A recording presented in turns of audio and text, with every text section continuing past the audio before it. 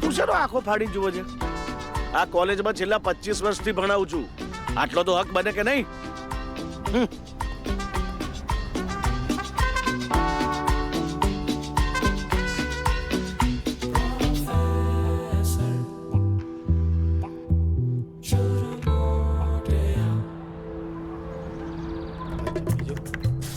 Okay okay thank you. લે ને બસ 2 piece તો છે. ના ના હવે નહીં. સારું ચલો.